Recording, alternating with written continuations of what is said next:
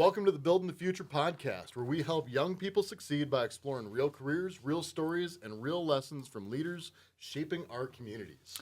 Today, we're joined by Peter Cooper from Ascend Consulting out of Norwalk. Peter has spent more than 25 years in the diesel industry, rising from the family farm to ASC Master Technician, founder of the Iowa Training Academy, and a trusted consultant helping truck repair shops improve efficiency, embrace technology, and achieve lasting success. Well, we'd like to thank you for coming today, Peter. Let's just kind of get us started with this first question. Let's dive in. How did your journey from the family farm lead you into the diesel industry? Well, thanks for having me on. I think my journey is pretty standard, at least in this area, and I grew up on a farm. I mean, we were hog farmers. It wasn't something that, we didn't know if it was going to be sustainable. Hogs in the 90s were a horrible thing to be in, and guess what? That's when my family got into it. They actually bought a hog farm from the guy that my brother was working for. But so I got into doing that. I had really bad allergies, so I couldn't be in the barns. I mean, barns are a really dusty, bad environment, especially for someone with lung problems. So I was always outside working on tractors, pumping manure, mowing the grass, stuff like that. So I just was always mechanically inclined. I was always working on dirt bikes, always doing that kind of stuff. I liked it. And I got lucky. The day I turned 18, I got on as an apprentice with the city of Des Moines working on transit buses. And so, did that for almost 7 years. But I got to a point where I was a journeyman, and I looked at it and said, there's no way I'm doing this for the rest of my life. I cannot be capped out at basically 25 years old. There's got to be more.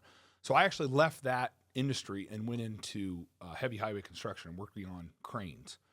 And that was great. It was awesome until 2008 hit, and the whole world ended, basically. Working on cranes, working on engines, rigging, everything. I was a certified rigger. I went to link belt school. I've been to a handful of schools. I worked on the basically the big cranes that worked on windmills and stuff. They're really expensive. Like the tower cranes and stuff. I didn't work on tower cranes as much as I worked on all-terrain mobile cranes. So some of the stuff big that's built stuff on the interstate. Yeah, the stuff you see going down the road and looks like it's got a tire the size of a wheel loader. Yep. The big ones. So, those are really complicated things. And I actually started getting into. I was always the type of person that I want to do the thing nobody else wanted to do. So later on, I ended up. On top of all this, parallel. Always been really ambitious, so I always had a side gig. And I had a bus company. I had a limo and bus company. And at one time, I actually had the largest party bus company in the world. We had 26 buses out of 2 cities, Iowa City and Des Moines. And it just was lucky that when 2008 happened, I looked at my wife and said, I'm just going to stay home. My son had just been born 2 weeks before I got laid off. We had just bought this new property that we could barely afford. And I said, I'm going to do it. She thought it was nuts. I said, no, we can do it. Because actually it was a blessing. When the economy went down, people didn't travel. They actually stayed home. Okay. They couldn't go do bachelor parties in Vegas. Short trips. Yes, they couldn't do that. And if you know anybody in the industry, I actually had some people that work for me that work for some of the liquor distributors. Their sales actually went through the roof, believe it or not. It's kind of like COVID. Yeah, exactly. When everyone was home. And that's what I tell people. Look, every single thing that happens in life is either good or bad. It's how you look at it. Everything is a blessing and everything is a curse. It's how you take it and what you do with it. So I took that thing and I exploited the opportunity that I saw. And I ran that business for 16 years. At one time, we had 40 employees, 2 different locations. And then, like so many industries, insurance basically just said, we're not going to insure that industry anymore. And if you know anything about business, insurance dictates how you do business. 100%. But I saw the writing on the wall. I saw what was coming. I had already started another business. I needed to build a shop to work on my own stuff. And so I had the mechanical background, and I was always the lead person working on our fleet. But I had built a building, done all that. Well, I knew that there was no way I could afford that building just working on my own stuff. It was just too much expense. So we realized we were going to have to work on outside stuff. Well, as fate happens again, 2019 rolls around, and I realize I'm going to shut down transportation, so I sell that off right before COVID hits. And then guess what happened during COVID to the transportation industry? It blew up, and we had a shop working on trucks. And so fate has it, we did really, really well. During COVID, transportation blew up.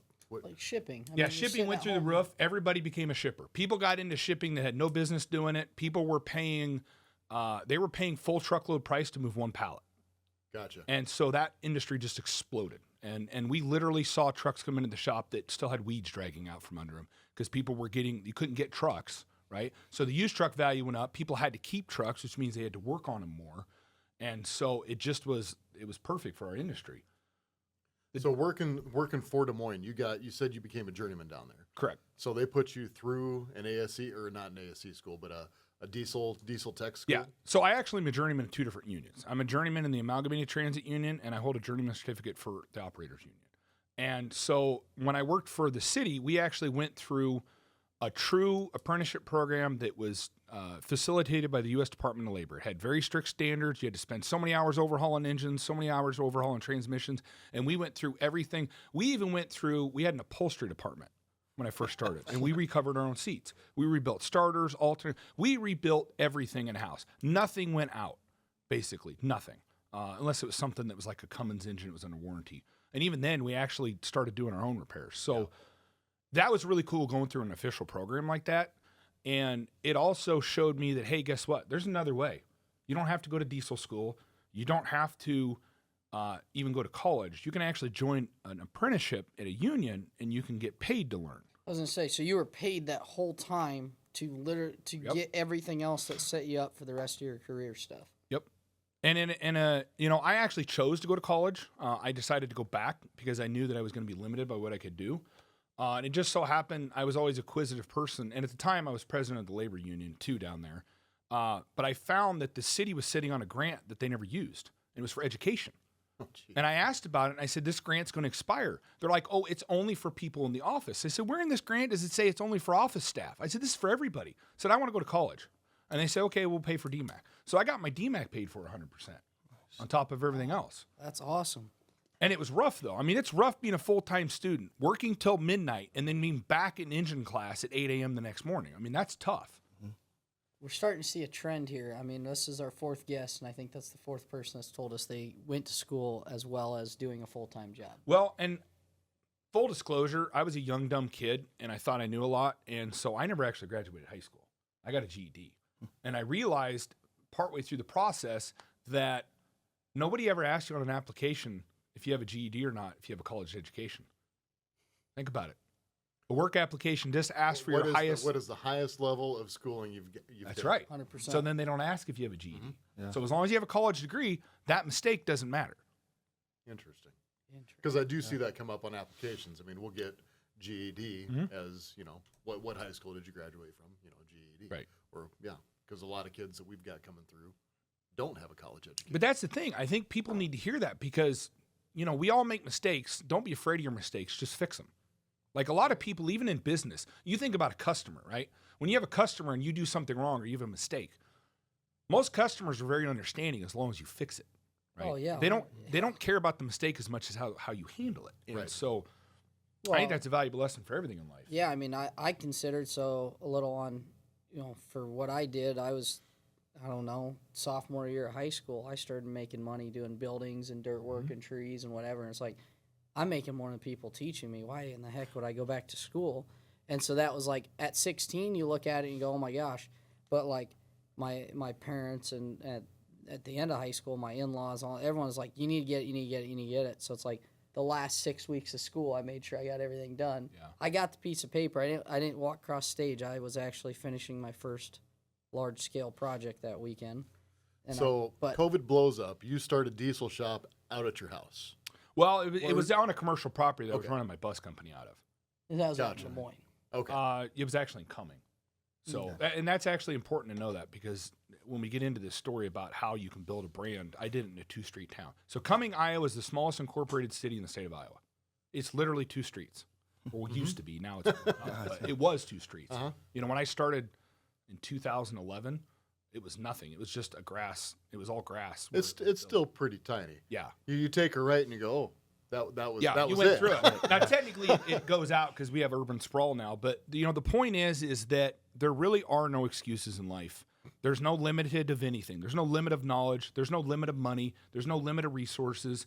Honestly, in this day and age, the thing that limits us the most is the labor. It's people. Yeah. We don't have enough people, right? And one of the things, and this is one of the things I do now as a consultant, is I work with businesses trying to solve problems. And I ask a pretty blunt question for one of the things I do when I work with clients is I just look them in the face and say, why would someone want to work for you? And you know what? They almost never have an answer. And if they do have an answer, they say 2 things that I tell them, don't ever say this again. Number 1, we pay really well. You don't pay that well, right? And number two, we're like family. Don't use that word. I grew up in a big family on a family farm. You know what that means? You're going to work me for free and you're going to abuse me. Right? I'm going to work for free and you're going to abuse me, right? So I'm not saying don't use the word family, but your meaning of it and my meaning of it are different things. Right. So be careful how you use that. But it's a valid point.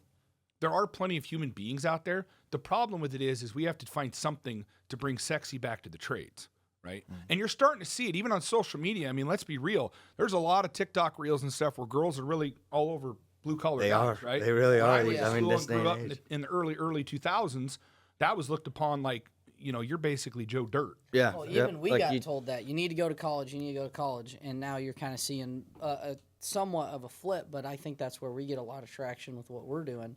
Is people are starting to see that that's not necessarily it anymore. Those middle level You know what? jobs aren't there. It never has been the truth. And I'm sorry we've all been lied to for so many years, but you don't get me started down the whole aspect of the machine that education has become. Why is formal education outpaced inflation almost 10 to 1? Try to explain that. You're willing to pay for it. I mean, I mean, If student loans. if you're willing to pay for it, we're going to take it up a notch. Yeah, but it's just become another. I don't think people understand that when you go to college, you're a commodity. oh yeah, you're The college student is a commodity, and the Oh, only sure. reason they can sell the commodity is because someone will finance it. it's U.S. government. Think about like car manufacturers. Car manufacturers do not sell to you and I. They sell to a bank. Right. Who's actually paying the money? The bank.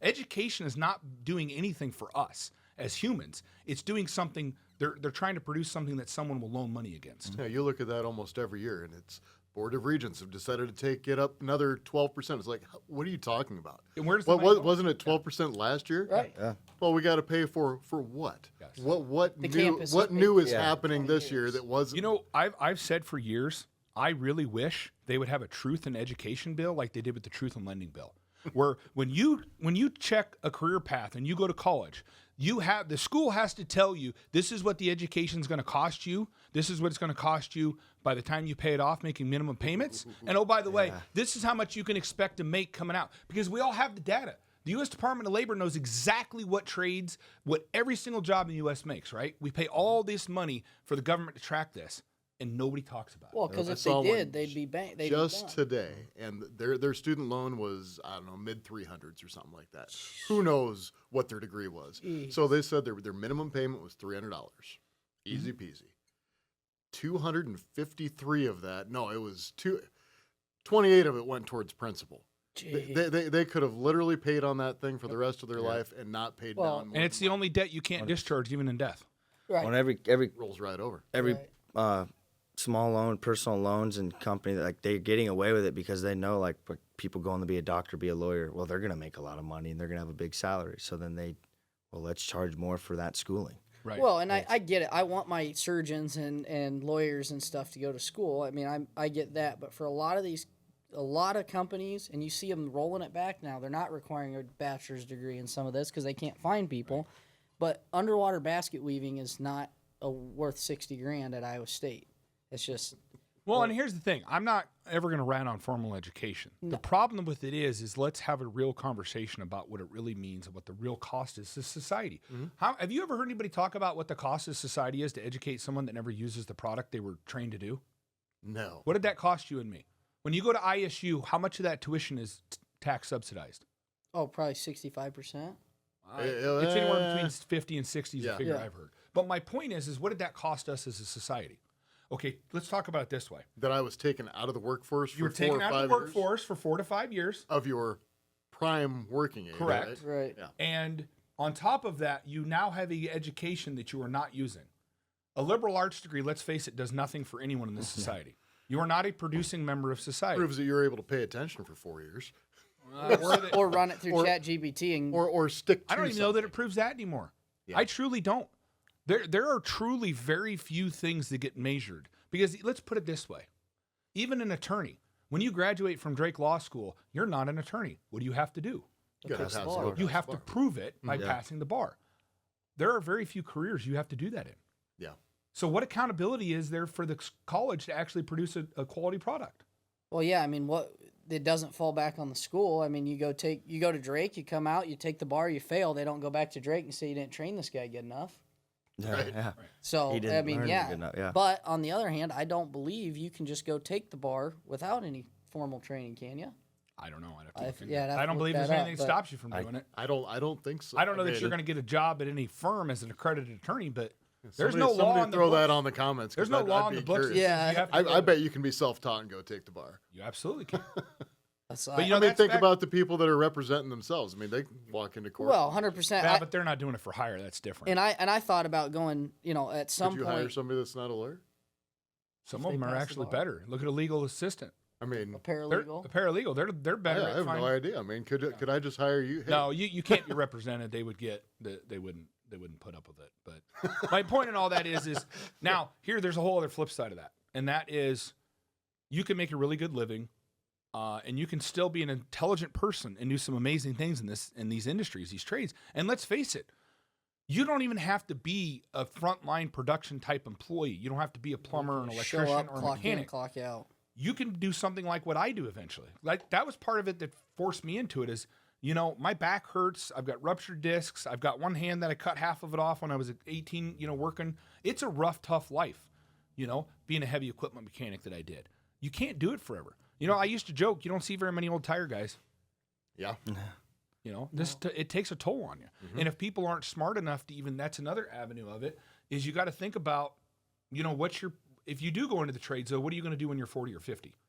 When you're 45 years old and your back hurts. You have to get to a level where you're Gotta either training or consulting or doing something. Managing, yeah. Doing something like that. So there's a guy literally next door, old tire shop. And I mean, this guy is probably 85 years old. And he's still the one doing the tires, just single shop. Used to be him and his wife. I think his wife's maybe dead, not around, whatever. But he's still over there. And that is the only person I know that even run. I mean, Right. But he's 85 years old and he's been doing it. He's probably putting tires on Willie's Jeeps after the war. Like, Yeah, he's probably not doing 20 of them a day. right. Just whoever walks in. But I mean, I do know if I get a tire that needs something done, he's pretty much available because he sits in there and reads a newspaper until somebody. And the shows thing up. about that busy. is what I'm getting at is there's different channels to learning. You don't have to go to college to learn. Mm-hmm. You don't have to go get a formal education to learn. But you do want to strive for certifications. Like if I had to tell something to a young trades guy who just got their first job in the trades, is take every single bit of education you can possibly get. And I don't care if they say, hey, you're on light duty, go work in HR for 6 months. Which, by the way, when I cut half my hand off, I went and worked in HR for 6 months. Learn anything? An 18-year-old kid would think that's worthless. Yeah. When I got to hang out with the hot chicks. Yeah. But what I did learn was soft skills that none of us in this industry ever get taught. And that's what allowed me to run a successful business, is understanding things like labor law, the way payroll works, the way disciplinary things work, all the things that we don't really care about, paperwork. I couldn't have ran a company without knowing. Right. Well, I I do had a a lot cousin work that, looking at worked for a pig farm. I don't remember what his role was, but they offered any certifications you want, we'll pay for it, and every certification you get a 50-cent bump. After he took his 20th class for free in about a year, they shut that down. Yeah. But the thing is, But that's smart. That's smart on people him. in the trades need to understand, though, when you get educated and you get a certificate, that certificate does not belong to your employer. Right. That is your certificate. That is your education. No one can take that away from you, ever. It's like I tell people, everybody and anybody in the trades, I don't care if you're a plumber, go get your CDL. Why? Because someday you might have an opportunity to get a job for a guy who has a ditch witch. And let's face it, if you put a ditch witch on a trailer and pull it behind a pickup, you need a Class A for that. They're really cracking down. So never turn any of that stuff down. And they're Especially like, if they're willing to pay To for pay it. for it, yeah. I mean, we've had guys that we've put them through CDL school, but it's not that. Well, I had a guy who came and he goes, well, I just want to run excavator. Yeah, but if on the off chance I need you to go pick a skid loader up or something, you need to be legally able to do it. We're going to send you to do that. Right. But they got other guys they try 3 or 4 times, they didn't take it seriously, and it's like, man, well, I'm literally paying you to get something that will help you Right. get a job. and there's something to elsewhere. be said for a lot of people in the trades don't test well. And there are things you can do if you have learning disabilities, if you're dyslexic. I am horribly dyslexic, by the way, and I wrote a book.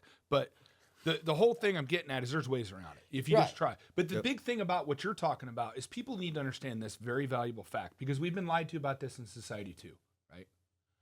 You as an employer are only worth what you can produce. And so if you can only do one thing marginally well, you're not worth very much.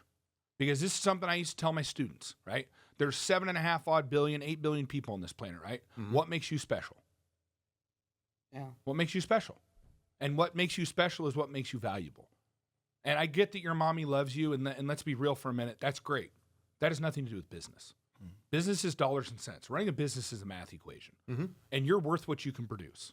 And so if you're the type of person who never wants to expand, who never wants to learn, who never wants to do better, guess what? You're going to be the guy who never makes any money, and then you're going to be wondering when you're 50 why you're broke. Yeah. Right. Yeah.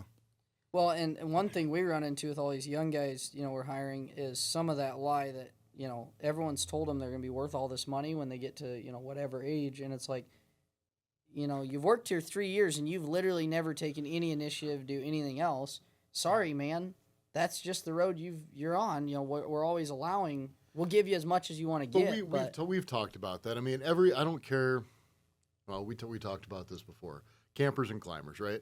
And you're going to have a certain percentage of the workforce that is not going to be upper level Correct. management. For And that's sure. fine. And that's okay. But they want paid for it. Everybody They needs want a paid hamburger for it. flipper. Right. Absolutely. It's still a useful skill. Yep. You It's know, just not and- going to pay very well. And you guys probably know plenty of people that are content with living in a trailer and driving a Corvette. This is what I want to do. And Yeah, that go is for it. More power to you. absolutely Yeah. fine. You've got an exit strategy. Maybe you don't. It's you know. called dying in massive debt. And- but- and- Yeah. But I mean, and that's, if, and maybe But some not people everybody don't. has the same ambitions. Right. Sure. But I'm talking directly to that person sitting there that's 28 years old, that just had their first kid, that's looking at their checkbook and saying, I am broke. What do I do? Learn. Absolutely. what you do. 100%. Don't stop. Even Yeah. when you're done working, like But even the same Yeah. token, when you retire, keep learning. that's keep probably doing one of the something. biggest tips I can give to employers that are listening to this is if you're having trouble attracting talent, you need to look deep inside you and try to ask a question. Why would someone want to work for you? Because that's the first thing I do when I have a shop owner or any business I consult with that comes to me and says, I can't hire techs. So why would they want to work for you? Nobody wants to work for you. You got a dirty, dim shop. Let's face it. If you have a dirty, dim, disorganized business, you're going to attract dirty, dim, disorganized people. The very first thing you can do if you own a business and you can't attract talent, go paint the walls. Yeah. One of our guys says whenever he goes into a new business, first thing he does, changes all the lights. That's actually the first thing we did. He So goes in and puts in LED lights, brightens the thing up. Nobody's working in the dark. funny Wow. story. Yeah. So back to kind of my thing. So when I ran my business for years, grew it to a multi-million-dollar operation, and then people started calling. There's a big consolidation going on in private equity right now. They've bought about all the HVAC companies they can buy. Let's face it. Now they're going after plumbers and some other industries like truck repair. And so I partnered with a company, sold my interest, went on to manage larger operations. So at one time I had 135 employees that I managed. Locally? No, all over the country. So I had 3 states that we had shops in.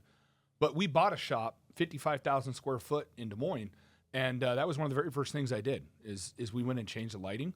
And you would be surprised how much that changes the morale of the employees. Oh, it's just it's a brighter, happier place. I mean, my dad likes, lower light, that kind of stuff. So when we built our shop and I put in basically flood lamps across the whole thing, it is lit to the nines. And I don't have windows because I don't like shadows when I'm working on stuff. And man, I love it in there. I actually when we're working on stuff, I He actually want to be in operates there. kind of like a casino. He doesn't let his guys know what time it is. No Yeah. windows, pumping oxygen in. There's no clocks. There's no windows. No hallways. They open the door. It's 1 o'clock in the morning. But the other thing too that I want to make sure that people listen to this, if they do listen to it, and they're owners or they're even some guy that's a one-man show driving his dump truck every day. If you have aspirations to be a bigger business, understand this. You are everything that is right with your company, and you're also everything that's wrong with it. And if you can't own that, you'll never be anything more than just a one-man operator. Because let's face it, most small businesses out there, they are not a business. It's just a job. It's a job. Yeah. And that's the other thing too. Nobody talks about legacy plan, or they don't talk about that when they build it. Don't ever put your name on the door. Right. Because then you have a personal attachment to it, and you start treating it like your child. And you should not be in business if at any moment, any day, someone can't walk through that door with an open checkbook and write you a check and you're happy to walk away. Because if that's the truth, that is not a business. That's a hobby. I've always heard on like startups, and if you think about starting a company, always have at least an exit strategy in plan or in mind. Yeah. when you Like, start. What would you take? Are What would you be- going to sell it? And if your plan is to sell the company, who do you want to sell it to, and figure out who that is right now so you can market it towards them. And to take that a step further, think about businesses that are well run and businesses that are not well run. If something happens to the owner, which let's face it, this is a rough industry. All of these industries are the trades. They are dangerous. And even, how many people die in car wrecks every day that are unrelated to work, right? If you run a dirty, disorganized business, what are you leaving behind for your family? What does your wife have to deal with? If you own a trucking company and it's a disorganized mess and nobody can do it but you because you think you're the greatest guy on earth, what are you leaving behind for them? For your kids? A mess. For your employees? That business is worth nothing. It has zero value. Yeah, 100%. Well, and that's when we first started. My name was on it, and now everything that we've built around and underneath the umbrella, that's moved up to a holding company, and there's no names on anything. Because if somebody came today with a checkbook, all right, sell that one, start a different one. Well, and that's what I've done multiple times. I've started and sold. I realized that for me, building it is more fun than the monotony of running it. Yep. So a lot of my businesses, I built them to a certain level, and then I hired people to run them because I was a horrible boss. I would go in there and meddle with stuff and tinker with stuff and get bored and just mess with stuff. And What business did you have how many employees did you say? 150? so when I was director of operations, I had roughly 135 employees. Director of operations for what? the PE firm bought Well, him, and he went to work for them. There was a company. Bought your diesel shop. Yes. So I got a call one day from a headhunter, whatever you want to call it. Basically, think of him like a realtor, but for business, a business broker. Calls me and says, "Hey, would you be interested to sell?" I said, "Buddy, everything for sale. I'll sell you my dog for the right price." Right? Like that's my answer to everything. But you had made a name for yourself at that point locally. I had to guess enough, apparently, that it got out. I mean, You were on somebody's radar. apparently. And I think part of it was the growth, and also it was the fact that I had a profitable business. We were running over 20% net. Well, and also Which somebody cold calling you isn't going to know that. Didn't know up front.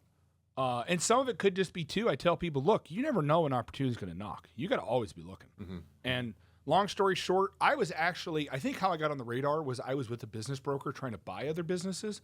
I had built up a bit of a nest egg and said, hey, I'm going to go do what I do really, really well, and let's just go buy another shop, and I can flip it.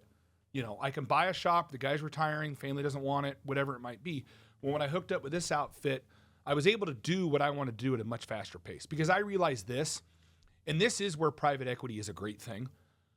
Nowhere in my lifetime would I be able to achieve what I knew I was capable of because I wouldn't have enough time. Yeah. There's not enough time to organically gain that much money. Right? You either have to have a rich parent, inherit money, or you can't afford to take a loan from a bank right now at 8, 9, 10% interest for a business loan. Even if you had a 20% net business, okay, now you're down to 10% net. Right off the bat because you took a loan. And so it's not realistic anymore. So things like seller finance. So I was in the path of doing that, but I learned so many things running a bigger organization that all the things I did in my little tiny business, I spent 2 years building a foolproof operating system, run a shop. And I didn't need to. I had 13 employees. There was no reason to have that level of sophistication. But I did it because I knew I wanted to go buy. And you made it scalable. Yeah, it 100% was scalable because that's still the operating system that a lot of businesses run on. So a company came in, purchased you with the agreement that you would run these other shops that they were. Yeah, the joke is that they didn't buy my business; they bought me. Yeah. Because I was a little too small for what they were doing. They were trying to buy, operations that were 4 or 5 sides. But the curb appeal. So I went and looked at a dump truck when we were dump trucking at his business, and you would have never guessed he only had 13 guys. You walk in there, and it was like going to a dealership, except for it was just some guy's repair shop. Versus every other semi mechanic you go to, there's crap piled up everywhere. There's stuff. Well lit would have just made it look more messy. I mean, it was, it took time and effort. We even had flowers and flower planters and all the stuff up front. Now it looked fantastic. I thought it was a dealership at first when we came up, and it was literally just this guy's shop, and that's how I met him. Is looking at a dump truck years ago, and it was just like, oh, that's kind of neat. So I mean, you could have gone on Google Earth and saw the guy had something going on. Well, like me and you go on the manufacturing facilities and all this stuff, and it's first thing we really notice right now. Okay, oh, this isn't that clean. Man, these guys, their safety rules probably aren't as strict as that Yeah, you go previous in there, one they're we just wearing went to. shorts and flip flops and wandering around, no hard hats on. Then you go to other facilities, they're top notch, clean, and they're wearing all their PPE. And which one do you want to work for? You know. And that's the whole thing. I think when people, every single person in any of the trades, I can't find help. You really need to take a really hard reality check and take an inventory of yourself and your business. If you were you, knowing what you know, and with the skill set you have, would you go to work for you? Mm-hmm. And the answer for most people is no. One of the things I always try and do when I'm done with an interview, whether I'm planning on hiring the kid or the guy or not, I take them on a tour, and I show it off, and they're like, "Wow, this is awesome." It's like, tell your friends. Exactly. Yeah. And I think that's one of the most underutilized things in the trades. Birds of a feather flock together. So if you've got a great employee, this is what I tell people all the time. Well, I can't hire good people. Well, what are your standards to hire? What do you mean? I said, if you don't have any standards of hiring a good employee, how are you going to know you have a good employee when he's sitting across from you in an interview? Mm-hmm. They're like, oh. I'm like, here's what you do. You take your best employee, the guy that you'd take 10 of, and you go personality test him. And you say, oh, now we have a blueprint. We have an architecture of this is what a good employee is. And nothing's ever going to come out perfect. There's good and there's bad. But, there's this really good test that we used called Sales Test Online that literally would rank things like incentive, like how much they're motivated by incentive. What's their sense of urgency? Do they need a lot of hand-holding, right? They went through all these different things to try to You're test. doing that even for your production level employees? I did it for everyone in the building. No It's the kidding. best $20 I ever spent. I wouldn't. Is that like a disc? That's Basically, but DISC has more to do with social interaction with people. Okay. This gets into some of that, but it also gets into, and they have different ones that are tailored to different positions. What's it called? It's called Sales Test Online. I think it costs more than $20 now, but I used to buy them in like packs of 200 tests, so it was cheap. But no, it's a great idea. But I wouldn't even interview somebody face to face until they took the test. Oh, no because kidding. it actually You would told you pre-screen. it would give you pre-hire questions. Like for example, if this is a customer or like a managerial role, this person doesn't rank very well with sociability, address this, right? One thing I do got to warn you about any of these personality tests, doesn't matter if it's an MMPI, DISC test, or something like this that's trade specific, it is going to represent that person's mood that day. So when I took my disc test years and years ago, I remember giving the whatever program I was in. I took it, I think, when we were leaving for the Bahamas or coming back. I don't remember which one it was, but I'm sitting there. I remember I did it in the airport and thinking about where my mental state was while I'm taking this. Is like, I am definitely answering this question different right now than I would have a week ago.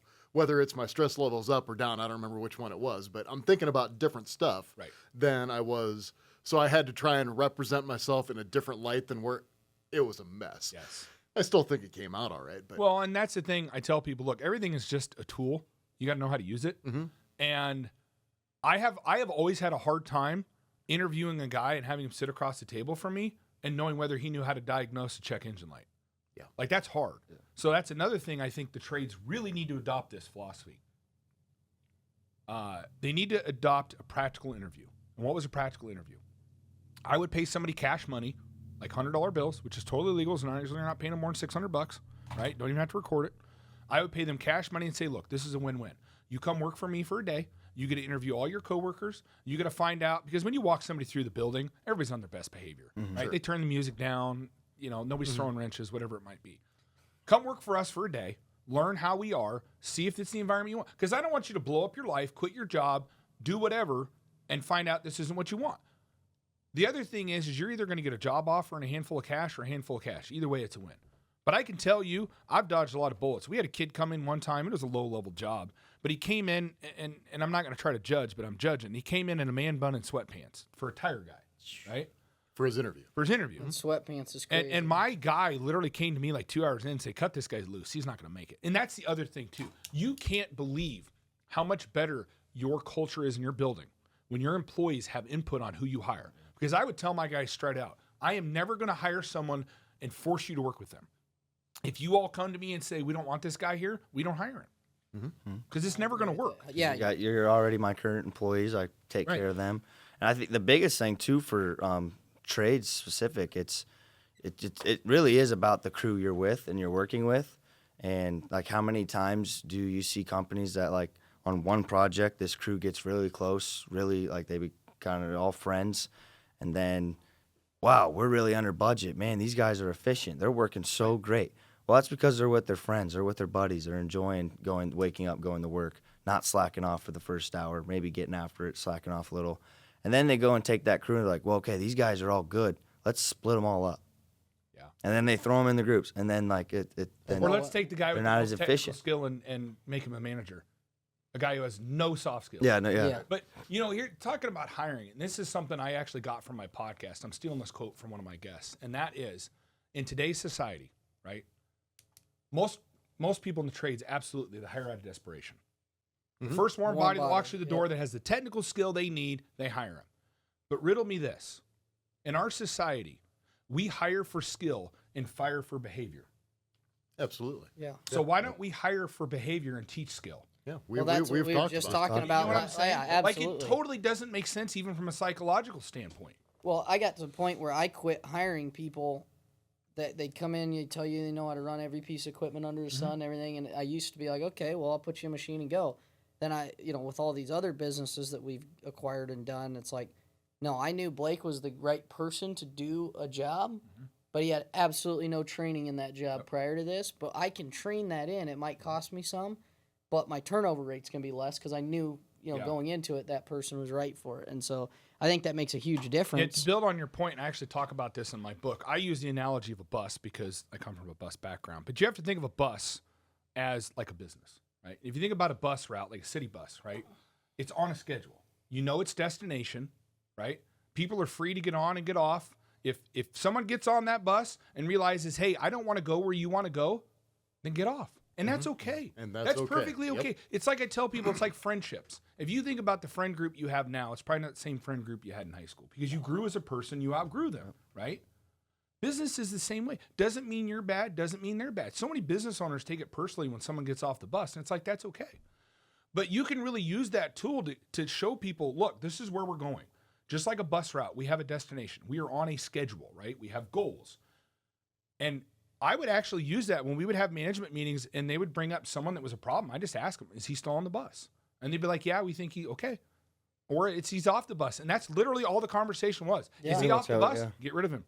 Well, We call it the and- train. Yeah. Yeah, we and call the it. train's Train's leaving the station. Yeah. And You getting on or you just stand And there? it's your choice, Yeah. right? Well, I mean, and nobody's that's- obligated. we don't fault anyone for taking a better opportunity. I've had employees can't. that somebody offered them more money somewhere else. They weren't worth it to me to match it. That's Right. hey, you got to do what's best for And it your doesn't family. mean they're a bad employee. It just means that Absolutely you not. weren't. I had a guy like that too. He got a job offer from Vanderhaeg's, local. People think of them as a junkyard, but they actually do a lot of other stuff. They overhaul engines. And he got a job offer overhauling engines in an air-conditioned building all day, every day. I'm like, when we hired him to do engines, but I couldn't keep him busy, 40 hours a week overhauling engines. I'm like, dude, you should go for that. Like, that's a dream job for you. Right. Yeah. Like, I don't want to hold you back. I've had Yeah. that conversation with the guys. It's like, absolutely take that job. It's like, I hate to lose you, but that's a great Yeah, opportunity. I can't beat it. So, but we've also had conversations. I just had one not too long ago. This is where we're headed. This is what we're all trying to do. And what's going on right now is not meeting the expectation of Right. every other person here, and it's starting to fall. You're starting to fall behind, and everyone else picking up your slack. And we don't like that. That's not part of our culture. Everyone needs to be 100% in. And so I said, hey, let me know by the end of the week if you're going to get in and put in 110% like the rest of us, or it's just not going to work out, and that's totally fine. You can go your separate way. I would challenge you on that, though, and this is a gut check for most leaders. If you do not have an absolute, transparent, crystal clear way to measure someone's performance, you have failed as a leader. Because here's the problem with it. If you have an employee, how are they supposed to know if they're doing a good job or not if they have no way to measure it? It's like asking a guy to build a house and never giving him a tape measure. Right. What are you going to get? And the analogy I use in my industry is you would never ask a guy to overhaul an engine and not give him the service manual on the specifications to How to rebuild do it. it. Right? Right. But every day we give a guy a machine or we put him in a truck and we say, go do what you do. And we've never defined it. We have no way to measure it. And so therefore, this is the great thing I've learned about human psychology. It is so much easier to manage humans when they know what good is and they know what bad is. You very rarely have to tell them where they're at in the spectrum. They know. Right. Well, and that's the thing. I mean, and in that situation, it was literally like we need XYZ done. X, Y, and Z is not getting done. It's a very measurable. And but it's hard to 100% do. right. I'm in the middle of building I call it an apprentice handbook. And here's your levels of skill, and here's the expectation to get from here to here, whether that's 2 weeks or 4 months or, after 4 engines, you better be able to do this, and where do you think you are in it? That's awesome that you do that, because that's actually a lesson I've learned, and I talk about this a lot, and that is that if someone applies to work for you and they're looking at you as an employer, and let's face it, all these guys, if they're good, whether they're an HVAC, whether they're a mechanic, whether they're an operator, they probably got 4 or 5 job offers because people know who they are. Oh, right? yeah. If they do not see a future with you because you do not have a clear career path, you're probably going to lose that guy. Because in our industry, why would someone go work for a little independent shop when they could go work for one of the multinational brands like Rush Truck Centers or MHC here out of Des Moines or any of these big companies? Why would they work for the small guy? Well, a lot of times it's because if you're a smaller operator, the ones that are successful are the ones that are organized. Right. And so I tell people, you really need to invest the time and money into a career path. Yeah, and the guys do. They want the. You're right. In a small shop, the only way that I'm going to be the manager or whatever is if that guy retires or dies. Yeah. Well, that's the way it was working for the government. That's why I left, because I had hit top pay. There was nothing more I could do. I was maxed out. And I'm like, I can't do this for another 30 years. Yeah. Well, and and we're living in a day and age where the access to information is so high that you can excel and get to the next thing. And I can imagine it'd be very frustrating if you are working somewhere and some old guy that's been there the whole time's keeping you from getting to the next level. So you probably would go work for a bigger company that offers those opportunities. So talking about hiring, we had a hiring event, I don't know, 6-7 months ago, and a kid came in. I forget what position he was looking for. He might have wanted to be an electrician or something like that. Came in from a different field, is in the trades, but not one of the 3. And he was in my office, and whatever it was that he was looking for, immediately I said, I don't think we've got a position for that, but can you hang on just a second? I knew within about 2 minutes he was getting hired for something. Yeah. We were going to find a position for him, and now I think he's doing HVAC repair, but he's going to work towards being an electrician. Oh, it's the same way with management. I've told people some of the best managers I've ever hired are guys that came in and applied for a job, a remedial. The best mechanic I ever trained in my life came in and applied for a $14 an hour tire job. Took me 5 years, but I made him a journeyman, master tech. But you saw something. Yeah, he had the right attitude. Right. Well, and that's the attitude. Attitude is and effort. huge. Yeah. Are you willing to put in the extra work and get to where you want to be? Is all these people, and I mean, I talk to so many young people all the time through the program or just day to day, and almost all of them have goals. Right. They think they have goals. They have, yes, I want to be sitting on a yacht when I'm 40 something. Okay. What are you doing right now to get there? And that's where, it falls apart. Yeah, and but goals are worthless unless they're written down. Right. So this is an example of something. When my wife and I got married, and I got married very young. I got married at barely 20 years old. I told her, and we'd already bought a house before we got married. So I bought my first house when I was 19 years old. I told her, we are going to live here for 5 years, and I'm getting out of town. We're going to buy an acreage. And it was 5 years and 2 days. We bought an acreage. Yeah. And that's the whole thing. I think so many people I call it the 2 M's. All these industries lack 2 things. They lack motivation of the employees, and they lack mentorship of the leadership. In other words, the leadership has done nothing to mentor. They just scold and browbeat, and you just can't treat people like that anymore. Because guess what? They have options. We don't. And people keep saying this, that, in the good old days, and I'm like, no, you have to change. It's 100%. The businesses that can change are the ones that survive. And every single good business I know that's good to their people, who are truly good, they have no trouble hiring. There's a waiting list of people that want to work there. It's like Fairway back a lot of years ago. One of our guys came over and he was telling us about how Fairway used to have a line just to get part-time drivers, and then they'd have a line of those part-time drivers who got to roll to full-time, because they treated their drivers so well that they wanted every truck driver around wanted that route because they'd be home every night, and they got the good pay and they got the culture. Yep. And I mean, I think I told you a little bit on the phone when we talked. One of the things I did about a year ago is step out of the operational side and start letting that wind down and start working on the business side and working with equipping each person in their department to be the best that they can be. And that has made a massive difference. We've made significantly more money, since I did that than we ever did when I was in it every day. Just like you said, being the boss, but I was on the floor doing everything. Yeah. Now hey, Blake, what do you need today? What can I do to equip you, make sure you're ready to go, and work my way, kind of through the departments. And that's why I tell people that you can't run a successful business from under the hood of a truck. It doesn't work. And so I think the biggest thing, the thing that moved the needle the most, and it has for all of my clients, is it's a process called EOS. And EOS is the entrepreneurial operating system. It's designed by a guy named Gino Wickman. And it's kind of funny. Gino doesn't have any really original ideas. If you read his books, all of his ideas are just a compiling of everybody else's ideas. Dan Sullivan and Jim Collins and a lot of these other guys in business. But it really is a good tool for us, what I call lay people that haven't been formally trained or have, a 4-year degree in business management.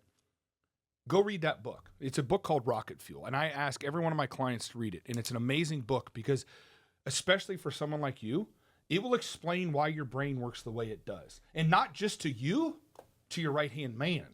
Because he doesn't understand why you think the way you think. And it's an amazing tool.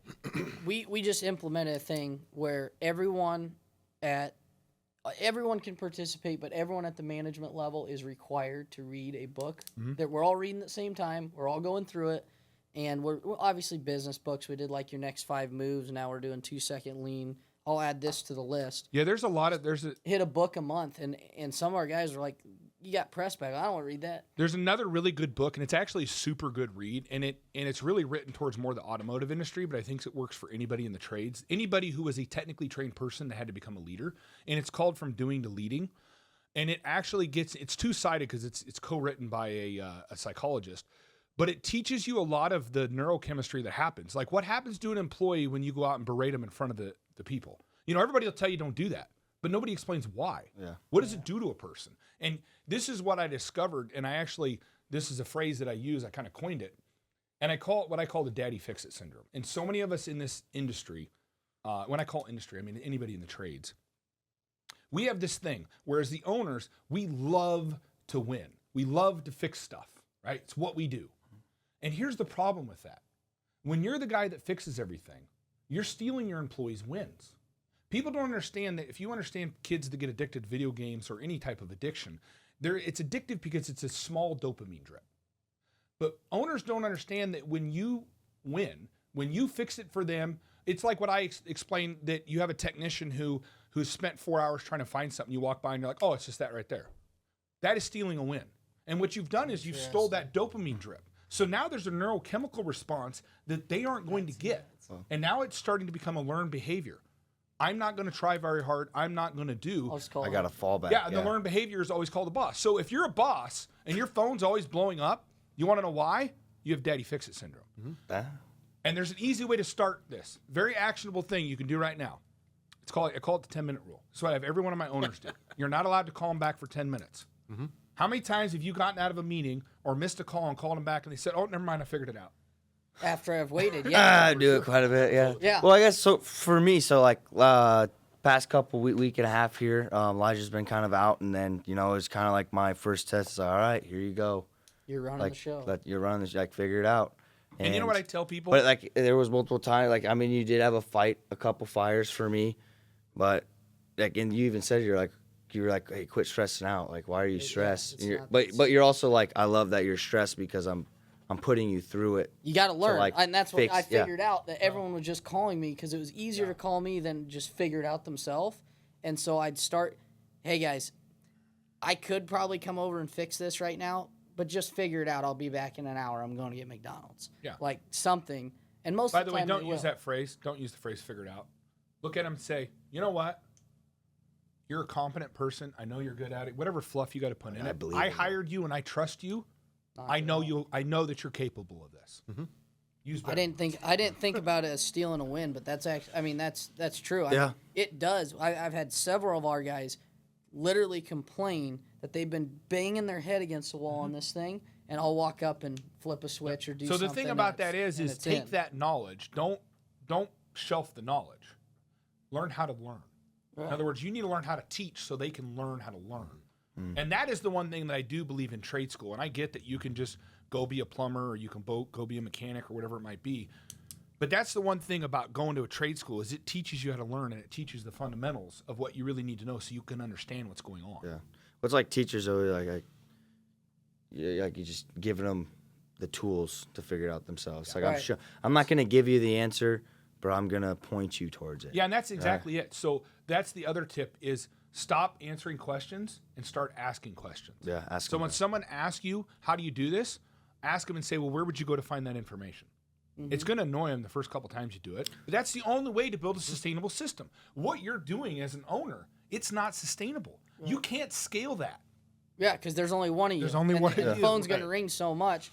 But I mean, it's like my younger brother. He's very mechanically inclined, but he did a lot of leaning on me. And so recently, I sat down with him for like an hour and a half, 6 months ago during winter break, and I went through how to give a very detailed prompt to ChatGPT and get specific information about stuff.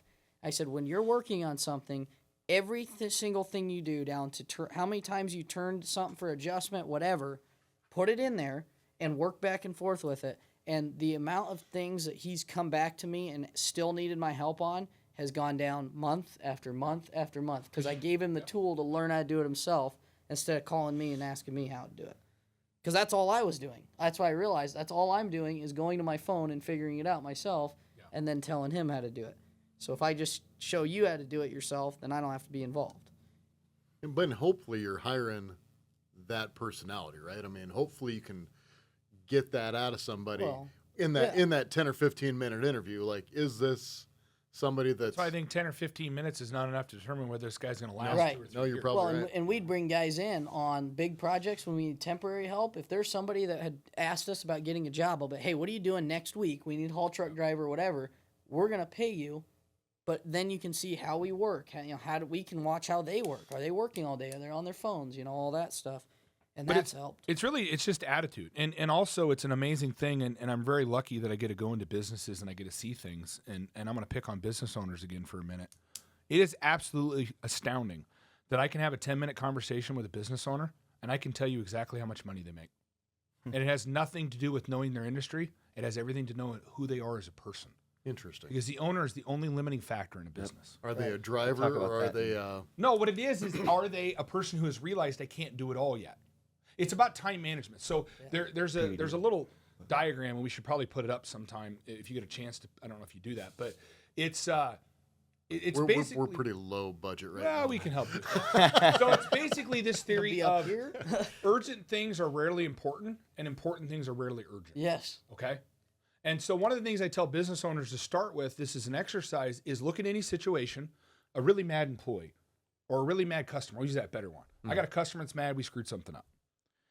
A year from now, are you going to look back on that situation and say that was an emergency? And the answer is no. Don't handle it. Put it off on someone else. Do it another time, whatever it might be. Because very few people are going to be knocking on your door saying, hey, you really ought to write SOPs so that you can grow. Because that's investing in the future, right? How much time do we really spend as owners investing in the future? Right. Well, until None, because we're so busy putting fires out. you step back and do that, and that's what we were saying. I mean, whether it was systems and processes and cleaning all that up, or customer acquisition and long-term contracts, all that stuff that's gonna. As soon as I quit focusing on what's going on today, start working on what's gonna matter a year from today, Yeah. and 5 years, and 10 years. That's when An example of this that you can appreciate in your industry is I have a buddy of mine that does some dirt work and he does some dump trucking. I went to high school with him. I've known him for years. And he's really struggling. It's been tough in construction lately. And I said, well, what's one thing that you could do that would speed up your process? Because, he's short-staffed because he can't afford to hire guys all the time. And he says, well, I need to find a better way to estimate. I said, well, here's what I would do. I would put all this stuff into a spreadsheet. So all you have to do is understand that if this job needs 10 hours of dump trucking, it needs this many yards of dirt, if it needs this much, how many hours of running a hoe, it'll actually give you a calculation, give you a price. Here's the problem. Nobody sees that as a priority. As a business owner, none of your customers are knocking on your door saying, hey, you should really find a way to do estimates better. right. They might say, we want that faster. But that's an example of something that I would say is really something that you need to make a priority in your business, because that 1 hour or 2 hours you put into figuring out how to make a spreadsheet work that way is going to pay multiples in ways you can never understand. Well, I mean, we run into it. So our industrial waste side is nationwide. And so we'll get companies that they're like $20 million companies, and we're still getting estimates and invoicing and all that stuff from them on a basic spreadsheet that's either disorganized or improperly labeled and stuff like that. And it's just that image that you're portraying out is the disorganization. You know, when we first started, one of the big things I did is I actually spent money to have a nice invoice that had our letterhead on it and all that stuff. If you can seem bigger than you are and a little more professional than you maybe are at the time when you start, it makes a big difference to how the customers and other people image you. Yeah, and I tell people, look, you look really professional and you can answer questions fast. You really look like you know what you're doing, even if you don't. And this is another example. You talk about doing the wrong things. Most owners fail to recognize they're spending most of their day doing things that aren't even important, that drive zero growth, that drive zero revenue. So one of the things I've caught owners doing is and this is specific to my industry, but you could look at it for anything, is they're always going out in the shop and helping. It doesn't matter if you're a dump truck operator or if you're, you got to go help an operator, go fuel a machine, whatever it might be. So here's what I tell people to do. Perfect for the trades. You have to wear khakis to work now. You know why? Because you're going to go home and be like, I ruined another pair of khakis. I did not do the right thing today. I'm spending my time doing the wrong thing. And guess what? That's the best evidence you'll ever have. You ruined another pair of pants. I did the same thing. I started wearing polos and nice jeans. When the guys in the shop said, hey, we need help pulling this axle or something. Yeah, not worth $120. I kind of got this idea from a book I read called Be Your Future Self Now. It's by Dan Sullivan and Ben Hardy, two really good people. Dan Sullivan's a really good business coach. And it's the idea of be your future self now. And what does that mean? If you have aspirations to be a $30 million business, I would ask you this question. Would you walk the same, talk the same, and dress the same if you were a $30 million operation as you do today? Pretty close, but there's a few things. Him probably, yeah. Then, you know what? Then whatever that difference is, do it now. You don't have to wait to be a $30 million operation to act like a $30 million operation. And guess what will happen? That little switch that you just flipped will change your life. I wouldn't go out and buy that Bentley tomorrow. Yeah. But within that, the You can go to rest. Sam's Club and get nice khakis. You don't Yeah, have to, yeah. you don't have to go to, you don't have to go crazy and go buy. Oh, for sure. I mean, and But the way you present yourself, the 100 things like that spreadsheet, hey, I'm not that guy yet, or the letterhead or how you're communicating with clients. Yeah, are you a write it on a napkin size company, or are you a here's your? And the same thing goes to any kid that's in the trades. Are you the type of kid who, when your employer gives you an opportunity, and that's what they are. When an employer gives you a challenge, that's an opportunity. Mm-hmm. That's not a burden. right. Yeah. Now I know they don't see it that way. But it's Trust stepping you. up. But it Are is. you going to step up to the plate and be able to Take do it as an owner? If I'm presenting Blake or anyone with a challenge or something, and they step up and rise to the occasion, I've now raised the ceiling for what I know they're capable of, Right. and I can give them more, which means ultimately, if you're doing it right, you're going to increase pay with increased responsibility. When But I was an intern, I always used to say, it was a joke, but it was kind of serious. And it was like, I'm an intern. Every day, my goal is to gain as much responsibility as I possibly can. And like, I want to be overwhelmed with too much work, because that's they trust you. Yeah. They want to give you that work. And then when a mistake happens, throw my hands up in the air. Yeah, I'm just an intern. Just an intern. Yeah. But I mean, it all comes down to, with any of this stuff, you hit it with get as many certificates as you can. Right. You said a couple of things. It's that learning. It's that problem solving and willingness to continue learning every day, regardless of your position. This is one of the questions I would ask an interviewee. If you're faced with a challenge and you don't know how to solve it, what do you do? And if the answer is anything like, here's an example I would give somebody. Okay, tomorrow I'm going to assign you a job. You're going to have to take a cylinder head off an engine you've never touched before. What are you going to do? And if the answer is I go home and research it on my own time, that's the kind of guy I want to hire, because that guy cares to learn. He wants to know the answers. And it's not just about the fact that he worked for free. That's not what it's about. It's about the fact that they want to learn. Mm-hmm. Absolutely. Wow. What do you think? Wrap it up with hard hats on Hard for the hats hard-hitting on. questions. Probably. See what we can get out of this thing. Probably gonna have to have this guy back at least once more. Yeah. Yeah, I don't even think we. I feel like we're just scratching the we didn't surface. scratch the- Yeah. seriously. Is that a thing? I got to put a hard hat on. Do a Yeah, five- this is the Oh, thing. yeah, This hard is our, question. I should have brought my actual operator's Safety. hard hat. I got one of those fancy carbon fiber ones. Oh, yeah. Ooh. I don't know. These are pretty nice. They're kind of Healthy, echoey. yeah. We need to. We had to go fix that. hunt long and far for these, just big enough to put the sticker on the front. Maybe lots of a them smaller sticker. That's true. We could have gone with a smaller sticker. You're like the guy who says, "Well, I had to go out and buy a bigger truck. Why? Well, because I have too big of a trailer. You could just pull a smaller trailer." Yeah, I mean, yeah. I know a lot of people. I drive around 2,500 pickup, and I put like 85,000 miles a year on it. And I was thinking, man, the cheaper option here is go buy the Corvette. You know, that's actually funny. That's funny that you say that because I was having this conversation with a kid, and I think this is a valuable lesson for any young kids listening. I helped coach my son's shooting team because he's a competitive shooter, and I showed up in my Kia Soul. That's what I drive. It's my daily. And he's making fun of me. And I looked at him and said, you know what? It gets 40 miles a gallon. He says, but it's not cool. I said, you can't put cool in the bank. I said, I have a 700 horsepower Hellcat. I have a 3/4 ton diesel jacked up truck. And Yep. guess what? I'm not driving that as a daily. Well, that's why I was trying to get the Corvette. It gets better gas mileage. It does. The tires are I cheaper. got to tell you, my Hellcat gets like, I think it was 29 miles a gallon I got when I drove it to Phoenix. Yeah. I mean, it's phenomenal. Well, I mean, you don't Yeah. put $2,000 worth of tires on your Corvette. You go put $1,000 worth of No, tires. I don't know. I got some pretty expensive Mickey Thompsons on my Well, Hellcat. yeah, I'm sure you're I drag told you, you racing. got to get that Prius, that flex fuel. No, Hey, I don't knock couldn't the do Prius. it. I had one for a while. I got a Civic. I got to go step up. Step up. Paid for his good car. I don't, Yeah. Right. I don't Well, know. that's nope, what I'm not I making picked up When payments. I was like 17 or 18, I'm going to drive it till it falls off. I mean, I was, and I do want to get to these eventually, but that's another thing that when somebody rolls up to the shop, I want to see what they're driving. So I'll usually poke Stick my your head head out the out. window and just see, are they inclined to keep that thing on the road, or do they have a car payment sitting out in the driveway? Yeah. And that a lot of times it'll tell you about somebody, or oh, Well, yeah. they can. You can ask about personality too, because they'll tell you. You can just ask them questions, and they can be like, "Well, it's paid for. Insurance is cheap, right?" Right. Yeah. Well, and yeah, I again, had to put an AC clutch on it last week. Oh yeah, who'd you have do that? Oh, I did it out in the driveway. That's Oh, that really? bad girl right out there. Hit a deer this winter. And there's something to be said I for a ain't fixing 20-year-old it. Chevy truck. They're easy to work on, and every parts store's got the parts. My kid, I bought him a 2004 Dodge Ram pickup. It was my uncle's, and got it from Phoenix. And every single time it's broken down, local O'Reilly's had every part in stock. yep, Yep.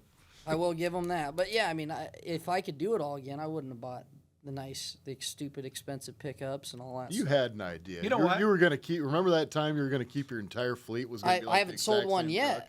and we got partly there, but now we just got a bunch. So of this is one of the things that I actually did when I ran our technical school, and that was we taught life skills. And one of the things I told people is you have to learn to buy toys with cash. Yeah. So I've always had that rule. If I can't pay cash for it, I don't buy it. I don't finance yeah. toys, right? Yep. I'll I- finance a new service truck that's going to make $300 an hour. Right. But I'm not financing a Hellcat. I'm not financing a camper. I'm not financing motorcycles, right? You pay cash or you do without.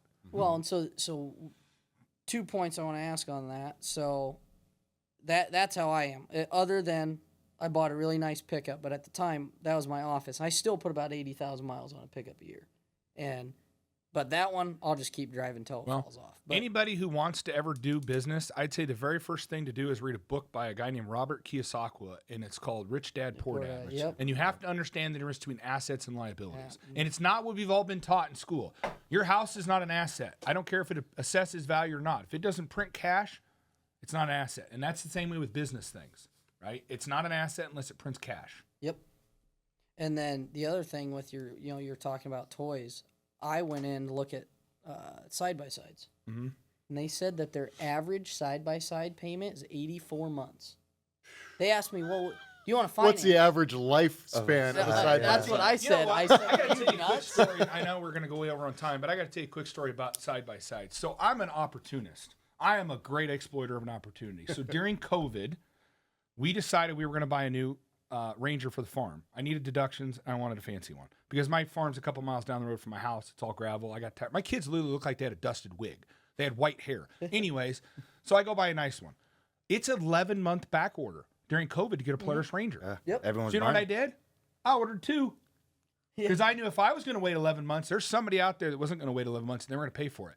I had that thing sold for like a 20% profit in 2 days. Yeah. Oh, and there's a ton of opportunity like that. But I was shocked. I like looked at the guy like he was nuts. I was like, Well, do you know what a new one of those Financing. big ones? What do they call Like the new one? The 45 Expedition? Is that what they call the big Ranger? Oh, it's yeah. like $35,000. oh, You might as well just go buy a Ford Go Ranger. kart, yeah. my It's brother the same price. optioned one out to 55,000 Yeah. for a side by side just to see if he could. But I mean, I was only like 20 something grand. I'm looking at it and You know it's what? like This is another good example of what I said in the beginning of the show. They're not selling to consumers. they're selling to to the the bank. bank. Yeah. Yep. And I thought he was nuts. I didn't even know you could finance a side by side. Oh, yeah. I guess if you can finance, Finance your Amazon anything. bill, then you can finance side You by can side. finance your DoorDash now. Yeah, that's nuts. 4 easy payments. If you're for your doing that, cheeseburger. we should not be getting DoorDash. Yeah. But how many people do stuff like that? or It's- Klarna. Oh, we can do a whole segment on Yeah, that. down That's what that, Klarna yeah. is. Whether Yeah. you realize it or not, every single time you use that, you're taking out a new line of credit, and it dings your credit rating. If you're doing what? Klarna. Have you seen it? Which It's is like, where you can basically finance things like your DoorDash. or your Amazon. Is that what's on Amazon? Yes. 4 Yeah. easy payments? Yes. Every And time you do that, that's an individual loan. 4 easy and they're payments now of like reporting. 75 cents. I mean, they're offering on everything. Yeah, and they're now reporting to the credit bureaus. Yeah, that was like earlier this year. So like, And that's another thing. How many people, when they go into business, or when they say they want to own a business, right? Some 19-year-old kid says, I'm going to own a business someday. How many people think about what the cost of borrowing money is going to be if you have a bad credit report? Oh yeah. Nobody Oh, knows. we've talked about this because I mean, Dave Ramsey is a good thing for people that collect a check every 2 weeks and organize their life that way. But for a business owner, you don't know when your next paycheck's going to be, and so having a really good credit score and a high level of credit with a low utilization makes a huge difference. I agree with a lot of stuff Dave Ramsey says, but I do believe it's for people that have low impulse control that are consumers. Yes, I do not believe everything he says for business. 100%. Because my perfect example of that is I'm going to go out and finance my new service truck because I need it now. I could have the opportunity to take a contract, and I know I can use it forever, and I'm going to print money with that, right? That's that. Right. It's an asset because it prints cash. So I don't totally agree with what he says. I do understand that you don't want to over leverage because that's a problem. I don't know if he goes into a lot of business principles. It's- I've He it's- does though. I No. have Dave watched quite Ramsey a has bit a whole business. business side. It's called entree leadership, is what he calls it. Sure. And that's And- Dave Ramsey. And he does go into Yeah. the business loans. Well, stuff and like and that. I get it, but there's no way I could have done what I did with excavation, which got us into all the other stuff, without loans. I mean, I had With that being said, there's and I'm not arguing either way, but you can make a lot different decisions when you Yes. don't owe anything. 100%. On do I have to You keep can. that skid loader going every Yep. single day, or I'm not taking that project? And you know what? I do agree. And because here's the Yes. caveat to that 99% of the businesses I see get ran just like people's personal finances. Yeah. And it's like I told my son when he kept trying to tell me to get into tow trucking. I said, it's bad enough making payments on a $100,000 truck. What do you think is going to happen if we buy a $750,000 rotator? There is no choice. If the phone rings on Christmas, you're going. right, And I don't want to live life like that anymore. right, Right. Well, and I know the guy that owns Central Iowa Towing, Yeah. and he's still out Yeah. when unless he's down in the Ozarks and physically unavailable. If something goes off, he's out there because the thing's Now, $1.2 some million. guys like that, and that's okay. I still ran service calls on the weekends, even after I sold my business, because I liked it so much. Yeah. And then I looked down and said, why am I working for free?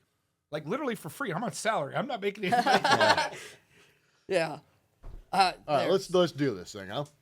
All right, hard hats on for hard hitting questions. Do you think it's better to go into the trades, start as an apprentice, or learn on the job? I think it's situational. I don't think there's a straight answer to that. And here's the reason why. What's your opportunity?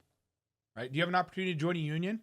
That's a guaranteed ride as long as you cross your T's and dot your I's, right? There's no, everybody needs an electrician, right? So if you can join the electricians union, would I tell you to go to a trade school? No, because the union is there and it's a very good union. Now, would I tell you to go join a union as a mechanic and try to learn that? No, I would recommend going to trade school because there isn't a good union presence for that. Okay. Interesting. So you have to look at here's the thing I tell people. You need to look at everything in life for the opportunity, not necessarily what it can do today. I get you need to feed your family, but I've left good paying jobs to take a lower paying job because there was a better opportunity at the end of the tunnel. Right. And I think you have to look at it that way too when you choose a career. You really truthfully need to do it. Yes, you need to be passionate about it, right? Because passion would get you out of bed on the days that you're sick and you don't feel like it. But you need to look at the opportunity that industry is going to have. And part of that is, how am I going to learn the trade? How fast can I progress through it? Yeah, we've seen kids that are going to DMAC. They graduate DMAC with whatever program it is they went to, and then they go out and look for a job. Yeah. Well, guess what? You still got to go to school even after. Yeah, you still gotta go learn all that crap. Well, and let's be real. If you go to a trade school, say you go to a 2-year college here in Iowa, you go to something DMAC has, right? When you leave, you're not shit. Let's be real. Right. I've interviewed too many kids that come out of there. They're like, oh, I'm going to make $30 an hour. I don't know who lied to you, buddy, but that ain't happening. You're not worth $30 an hour. Because of the on-the-job training and how your shop works and what are your specifications. DMAC gives, I think, a good round operation. But everything they learn is theoretical. Right. I got a buddy who went to Kirkwood, and he went to their diesel tech program, but he didn't plan on using it in a shop. Now, he can fix almost anything, but he's on his own farm doing his own thing. Now, that was a good thing for him. Let's call it 30 years at this point of doing what I do. I have not worked for a company that has not offered free schooling, right, and put you through. Yeah. Now, it might not have been year one. They want to see, are you worth the investment or not? And then they paid for it. And just like you say, you're going to start at that. Well, and that talking about rate. on the job training, this is a challenge I give every employer. They say, well, if I train him, then they're going to leave. And my question is, what does it cost you if they stay? How much is it going to cost you if you choose not to educate your employees and they continue to do the thing that they're doing wrong? How much is that going to cost you? Way more. $40,000 engine? Maybe flip over an excavator, right? Yeah. What's that going to cost you? Right? A lot. So I think we need to understand that this is just the way the world works. You're going to invest money in people and they're going to leave. And you know what? That's okay. They come back a lot too. And I'll be real honest with you. The best employees I've ever had are the ones that leave. And when they come back, they have a whole different sense of perspective. Oh, yeah. We had a guy that pretty much worked here since I started. And biggest thing is he's young. I don't think he realized how good he had it here and he's never worked another job. And now he's working somewhere else. And it's like, we may end up with him back someday. Who knows? The door never shut on him being a great guy. But there's exploration to be had out there to see what the rest of the world's like. Yeah. And maybe it doesn't come back. Maybe it sucks. I don't know. You got the next one. All right. What is the earning potential let's just take your mechanical background. What is an earning potential for say a kid gets out of high school at 18 and he wants to go into heavy diesel tech? Mm-hmm. What is his? Give me 3 different snapshots of earning across that. Well, what's the earning potential? It's millions of dollars. Because I ran a diesel repair shop, I made millions of dollars a year. Because the potential is always to run your own business, right? Right. That's the. What high is the level. fastest way to be a millionaire in the United States? Own a business, right? Yep. Because here's the thing that nobody tells you, right? If you're a technician, every time you get paid, you only get 75 cents, maybe 30 depending on your tax bracket. So you may be losing 30 cents. But when I own a business, all right, I get to play with 100% of that money. So I actually had all of my employees run a side business. Now you're going to think I'm crazy, but we talk about employee happiness. How many owners really actually help their employees live a happier life? And what's one of the things that make people happy when they're working a medium level job? Getting to keep more of their money.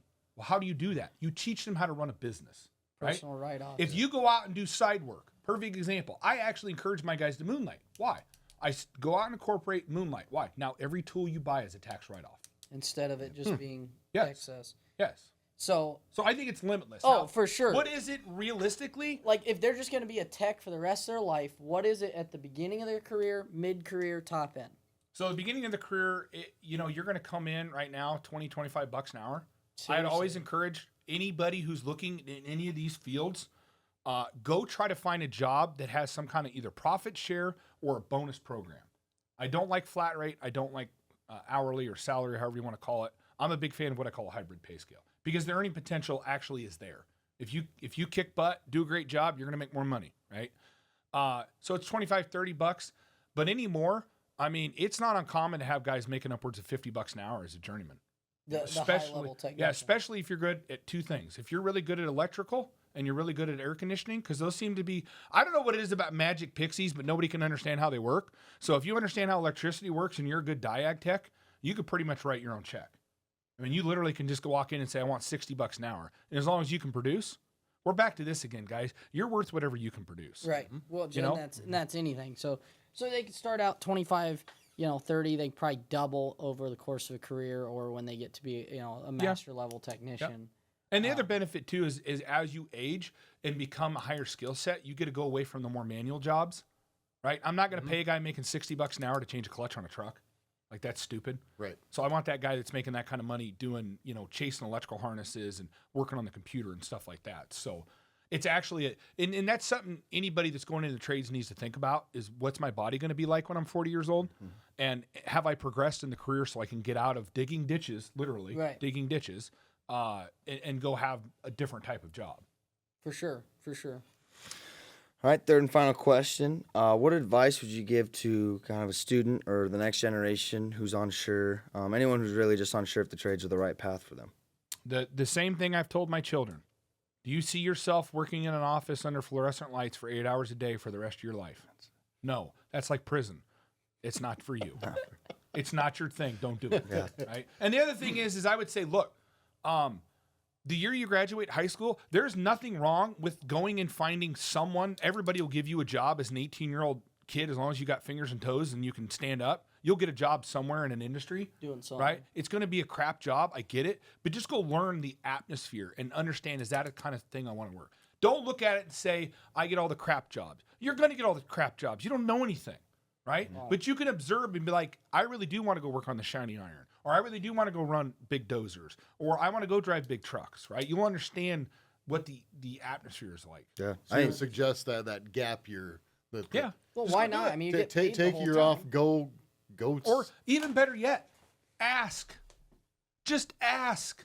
That's the biggest thing we don't do as owners and human beings is ask. I guarantee you that if Dwayne McAninch was still alive, which by the way, he was my neighbor, so I knew him pretty well. If Dwayne McAninch was still alive and you went up to him and said, how did you do that? He would sit down and give you millions of dollars worth of advice for 100%. free. Yeah. Almost every business owner will. And that's why, I mean, even you, I shot you a message on TikTok.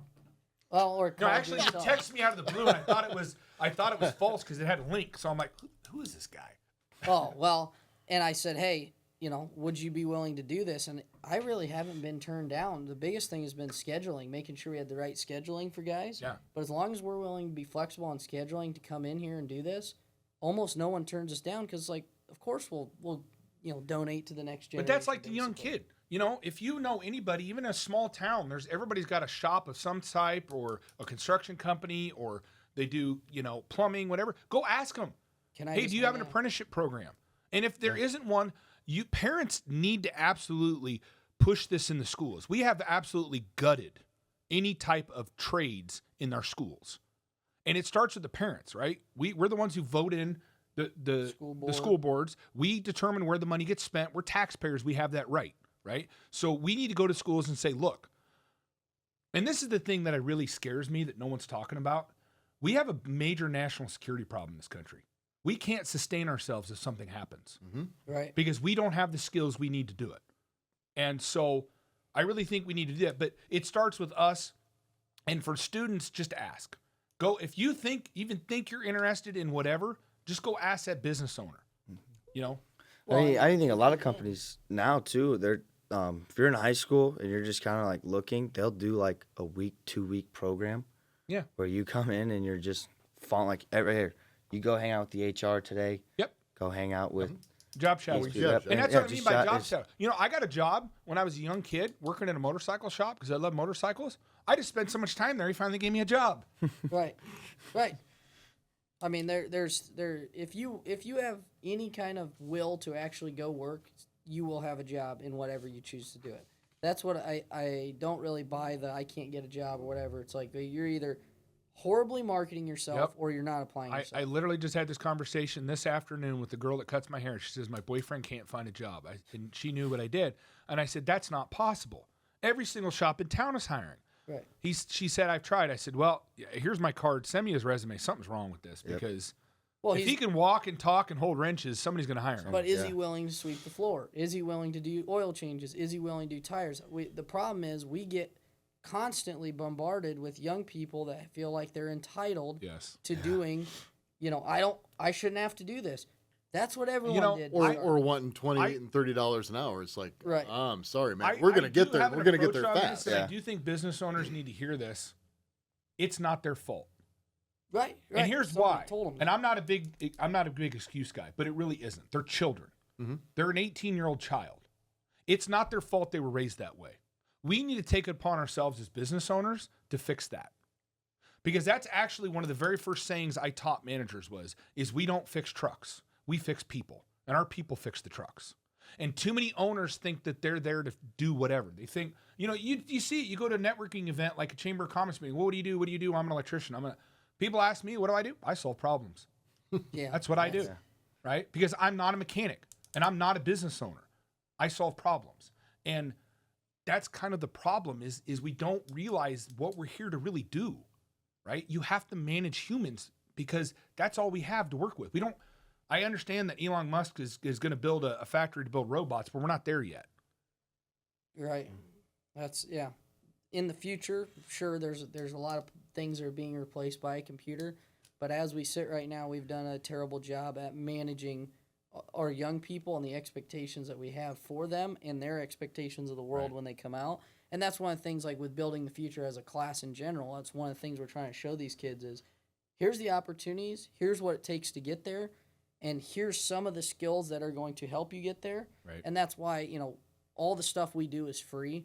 We're not trying to make anything off of it or anything because we just felt like it was such an underserviced market that somebody's got to do it, and we can either sit around and complain and whatever about it not being how we want it to, or we can do something ourselves. And that's how I started our technical school. So I actually started my technical school out of my shop and ran it at night. I never made a dime doing it. It actually cost me money, including the fact that I would work from 5 o'clock in the morning till 10 o'clock at night. I did it because my son went to DMAC and they told him it was a 2-year wait list. I don't know about you, but I don't know any 18-year-old kid that's going to wait 2 years to do anything. Right. No. You started a tech school out of your... Yeah, it's called Iowa Training Academy. So our objective was not to be DMAC, okay? DMAC already exists. My objective was to find a way to get people into the trades. And so the way I did that was we ran a 10-week class, and what it did was it took a kid that worked at Taco Bell that wanted to get into being a mechanic but had no revenue or avenue to do it because nobody's going to touch a kid that works at Taco Bell, right? So we would put them through a 10-week class. They would know which end of the screwdriver to use. They could do basic things like brakes and wheel seals and oil changes. And then we got them a job. You would actually go out and had but I didn't have to go out anywhere. They came to me. And I actually started with my wife, but this is the thing my wife never understood. For me, it was a marketing scheme. 100%. And here's why. Because now Penske needed me. Ryder needed me. Brown National Lease needed me. I had a product that they needed. And I would have never gotten in the door with Penske had it not been for me running that school. Right. Well, and that's the opportunity difference. Not only, like, for building the future, not only does it get us in the room with business owners from all over the country in every different business, but whether it's our software company, it's building, custom apps and that stuff, or National Logistics or the industrial waste or whatever different businesses we're on, having those people in here, it's that opportunity. But also, we're in a day and age where all these big legacy companies are very interested in working on that next generation and that, I would say a legacy plan for their, what does our next generation look like? And so I think there's this kind of gap, and that's part of the reason we started. But it's opportunity. I mean, you throw an event, you throw a golf outing, and you end up with 40 or 50 different guys that maybe never would have been in the same spot. And that's the opportunity. Well, and success is more about proximity than a skill. Right. It's about who you know. And people, that's the thing that small business owners don't do. You have to force yourself to be what the business needs. I grew up on a farm, on a hog farm.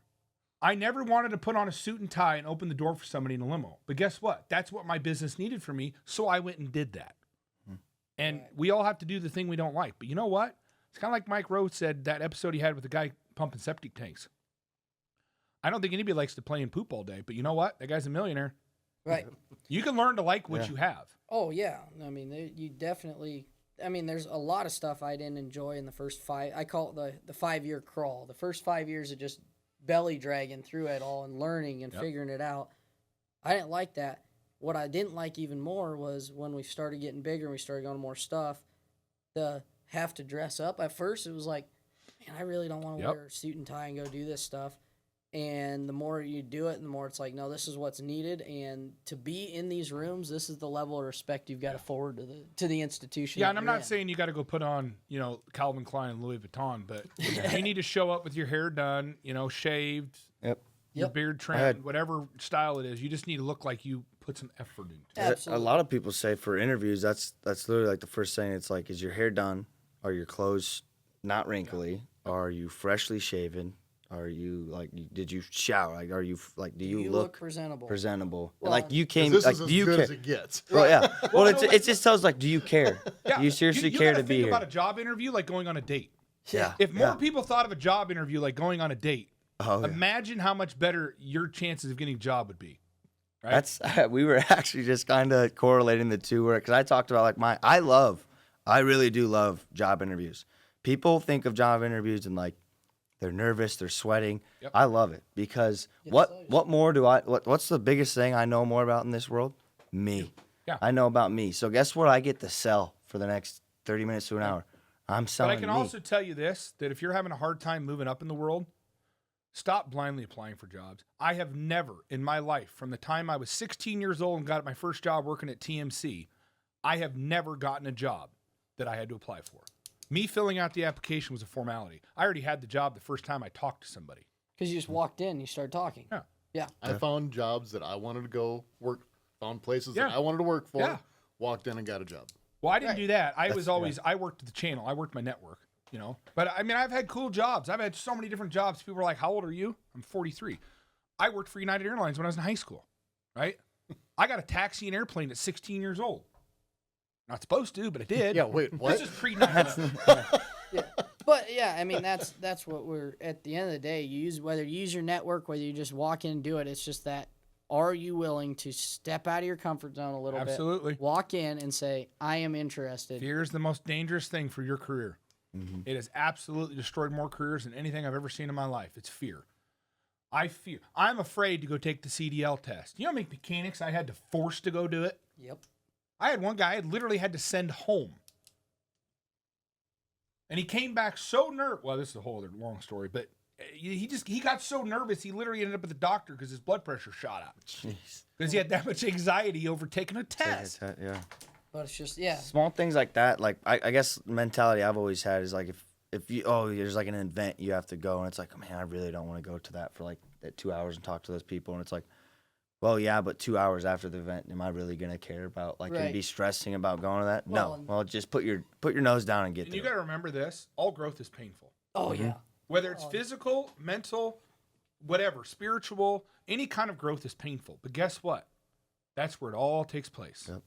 But So if whatever you're not thing willing you're to do it- avoiding, whatever thing you're afraid of, that's the thing you need to chase. Yeah. Because that is absolutely the thing that's holding you back at But any stage. it never changes. Whether you're 18 walking in a job interview, or I mean, like the first time I walked into an AFS conference, I am literally the youngest person by 22 years. Yep. I'm the only person that didn't fly in on their own plane. I am literally the only person that flew in on a commercial flight. I'm walking into a room. I've got to stand up in front of everybody and talk. Hey, this is who I am. Thanks for letting me in. Just a short little blurb, and it's like, I shouldn't even be here. Yeah. I should not be even in this room. And I had to, so it never changes. It just gets bigger. So whether you're sitting in that job interview and you're like, I'm never going to get this job with John Deere or whoever it is, or you're, about to walk on stage in front of a bunch of people Yep. that could buy me 1,000,000 times over and not worry about it. You're always going to have to step out of your comfort zone. The thing is, there's nothing to prepare you for that. I got invited to go speak at a conference, and I had no idea. But I get there, and they're like, "Oh, you're on the big stage in front of 700 people." I'm a mechanic. I don't know anything about public speaking. I don't know crap. But you know what? If you know what you're talking about, it's not so bad. Mm-hmm. You'll figure it out. But Well, thank you, Peter, for joining us. Thanks for sharing your life story, kind of lessons you've learned and all that. At Building the Future, we believe in exposure creates opportunity. Thanks for listening. Keep learning, keep growing, and keep building the future. We'll see you next time. perfect. Right on.